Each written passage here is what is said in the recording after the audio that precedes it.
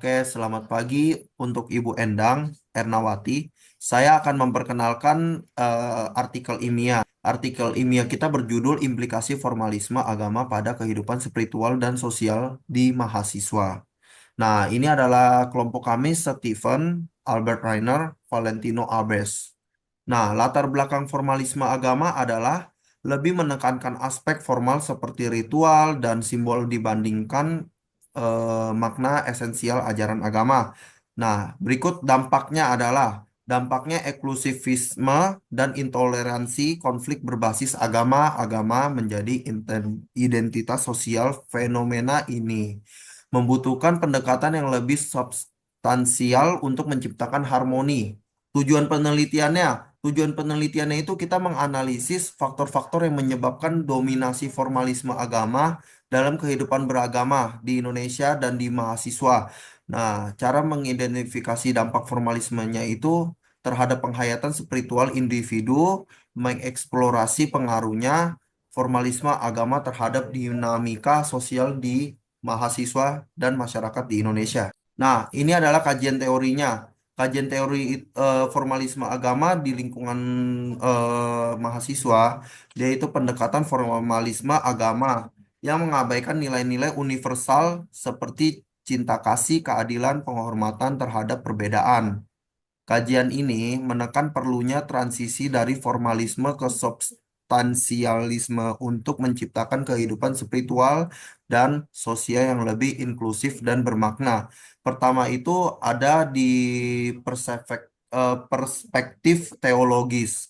Perspektif teologis itu adalah kritik terhadap formalisme agama yang sering menyoroti penyimpangan dari esensi agama ketika ritual di lingkungannya tanpa pemahaman mendalam. Agama dapat kehilangan makna spiritualnya dan menjadi sekedar kepatuhan formalisme. Kedua, Clifford Geertz. Nah, itu adalah agama sebagai sistem simbol. Geertz melihat agama sebagai sistem simbol yang memberikan makna mendalam terhadap kehidupan manusia. Ketika agama direduksi menjadi ritual tanpa makna, simbol-simbolnya kehilangan kemampuan memberikan makna otentik. Nah, kalau untuk teori Max Weber itu, rasionalisasi agama, Weber menjelaskan bahwa proses rasionalisasi dalam agama dapat mengubah aspek spiritual menjadi prosedur formal yang kaku. Rasional ini juga sering kali menghilangkan karisma atau elemen spiritual yang otentik. Oke, teman-teman. Dan Metode penelitian yang kelompok kami gunakan yaitu menggunakan pendekatan kuantitatif deskriptif dengan target responden yaitu mahasiswa. Kami juga menggunakan kuesioner yang berbasis Google Form dengan skala Likert yang bertema kehidupan spiritual dan sosial mahasiswa. Oke, di sini saya akan menjelaskan hasil penelitiannya. Pernyataan satu, yaitu formalisme agama dapat mempengaruhi cara mahasiswa berinteraksi dengan sesama, terkadang membatasi komunikasi dengan yang memiliki pandangan agama yang berbeda. Hasilnya itu adalah 45,7% setuju terhadap pernyataan yang pertama. Lalu pernyataan yang kedua, formalisme agama di kampus mengarah pada penilaian terhadap seseorang hanya berdasarkan penampilan agama, bukan nilai-nilai yang lebih dalam. Hasil yang didapatkan yaitu 42,9% setuju mengenai pernyataan yang kedua. Pernyataan yang ketiga, formalisme agama dapat mengurangi kebebasan berpikir dan berkreasi dalam konteks kehidupan kampus. Hasil yang kami dapatkan yaitu 42,9% setuju mengenai pernyataan yang ketiga. Lalu pernyataan yang keempat, formalisme agama dapat menciptakan perbedaan yang tajam antar mahasiswa yang lebih religius dan yang kurang religius di kampus. Yang hasil yang kami dapatkan yaitu 57,2% dari responden setuju terhadap pernyataan keempat. Pernyataan kelima, dalam kelompok pertemanan saya sering merasa ada tekanan untuk terlihat lebih religius meskipun saya tidak sepenuhnya merasa demikian. Hasil yang kami dapatkan, mayoritas dari responden yaitu 48,6% memilih setuju untuk pernyataan kelima. Pernyataan keenam, saya merasa bahwa banyak kegiatan keagamaan di kampus dilakukan hanya untuk memenuhi kewajiban, bukan untuk pencapaian spiritual yang lebih dalam. Hasil yang kami dapatkan yaitu 48,5% dari responden menjawab setuju untuk pernyataan keenam. Lalu pernyataan ketujuh, saya merasa bahwa mengikuti aturan agama secara ketat dapat memberikan rasa kedamaian batin yang lebih besar dalam kehidupan kampus. Hasil yang kami dapatkan yaitu 62,9% dari responden setuju terhadap pernyataan yang ketujuh. Lalu pernyataan yang ke-8, formalisme agama dapat menghalangi mahasiswa untuk memiliki pemahaman agama yang lebih terbuka dan kritis. Hasil penelitian yang kami dapatkan yaitu 77,1% dari responden memilih setuju untuk pernyataan ke-8. Baik, ini berikut adalah rangkuman dari hasil penelitian kami. Untuk hasil survei sendiri menunjukkan bahwa ada perbedaan dalam cara mahasiswa melihat sebuah formalisme agama. Dalam pernyataan pertama, sebanyak 62,8 responden berpendapat bahwa formalisme agama dapat membatasi komunikasi dengan orang-orang dengan pandangan agama yang berbeda. Hal ini juga menunjukkan bahwa dampak formalisme agama pada interaksi sosial mahasiswa. Formalisme agama juga menunjukkan bahwa elemen ritual dan juga aturan agama seringkali membentuk sekat-sekat sosial di lingkungan kampus. Pernyataan ini sejalan dengan pernyataan keempat di mana 68,5% responden merasa bahwa formalisme agama membedakan siswa yang lebih religius dan juga yang kurang religius. Temuan ini menunjukkan bahwa penekanan yang berlebihan pada elemen ritual dapat menyebabkan polarisasi di lingkungan kampus. Kemudian, sebagian besar responden menunjukkan bahwa persepsi berdasarkan penampilan agama menjadi sebuah isu yang signifikan. Dalam pernyataan kedua, 60% responden menjawab sangat setuju ataupun setuju, yang menunjukkan bahwa simbol agama di kampus sering ditafsirkan sebagai penilaian terhadap pribadi seseorang. Hal ini diperkuat oleh pernyataan kelima, mungkin bisa di next saja, yang dimana 54,3% responden merasa ada tekanan sosial untuk tampil religius, baik melalui simbol ataupun perilaku. Permasalahan ini juga berkaitan dengan temuan dari pertanyaan ketujuh, yang menunjukkan bahwa 80% responden percaya bahwa mengikuti aturan agama secara ketat dapat membawa kedamaian batin. Nah, juga hal ini tentunya menunjukkan adanya ambiguitas antara tekanan sosial untuk berperilaku religius dengan potensi manfaat ritual keagamaan yang mendalam.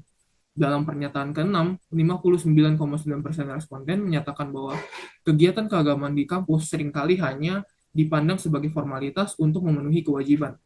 Hal ini menimbulkan pernyataan dan juga pertanyaan tentang sejauh mana program keagamaan mampu membangun penghayatan spiritual yang otentik dan juga bermakna.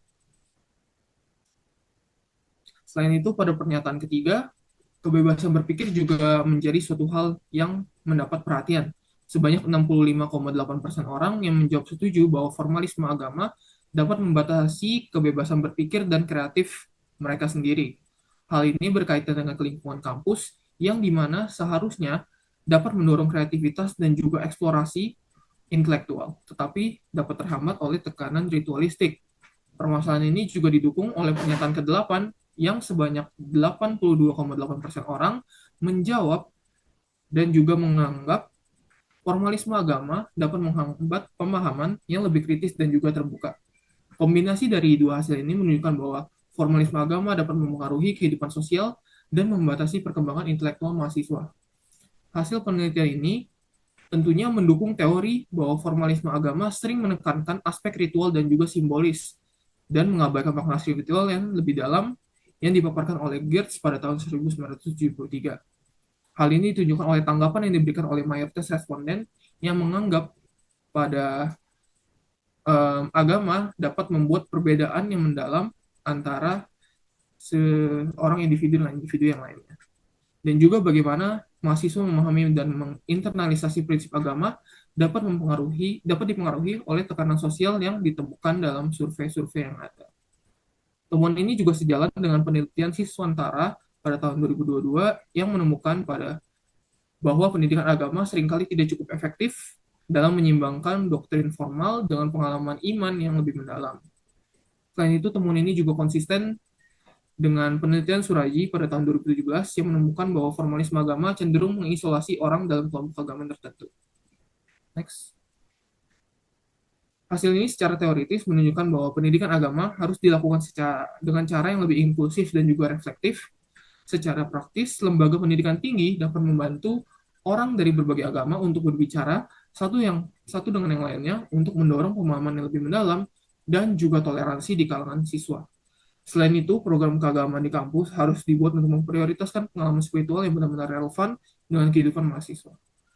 Bagian kesimpulan, hasil penelitian ini menunjukkan bahwa formalisme agama memiliki pengaruh yang signifikan terhadap kehidupan spiritual dan sosial mahasiswa. Dalam hal spiritual, formalisme agama cenderung membatasi pemikiran kritis dan juga kebebasan berpikir siswa. Hal ini menciptakan jarak antara ritual formal dan penghayatan nilai-nilai agama yang lebih penting. Temuan ini juga menunjukkan bahwa mahasiswa sering mengalami tekanan sosial untuk tampil religius secara simbolis yang lebih berfokus pada rutinitas daripada keagamaan. Formalisme agama memperkuat sekat-sekat sosial, mengurangi inklusi, dan juga menghambat percakapan lintas agama di lingkungan perkuliahan. Kondisi ini menimbulkan perbedaan pendapat antara siswa yang lebih religius dan yang tidak. Pada akhirnya, hal ini membatasi interaksi yang seharusnya menimbulkan rasa terima kasih dan juga keberagaman.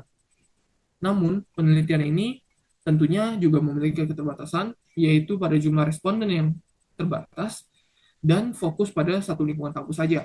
Oleh karena itu, penelitian lanjutan harus memasukkan lebih banyak institusi pendidikan dari berbagai latar belakang budaya dan juga daerah. Selain itu, penelitian yang menggunakan pendekatan kualitatif dapat digunakan untuk menggali lebih dalam pengalaman pribadi mahasiswa dengan formalisme agama. Studi lanjutan juga dapat mengeksplorasi metode-metode lain pendidikan agama yang berhasil untuk menggabungkan aspek spiritualitas dan juga toleransi dalam kehidupan sehari-hari. Dan juga mengevaluasi bagaimana hal itu dapat berdampak pada pembentukan pola pikir yang lebih inklusif di kalangan mahasiswa. Sekian dari presentasi kelompok kami, dan mohon maaf bila ada salah-salah kata. Terima kasih.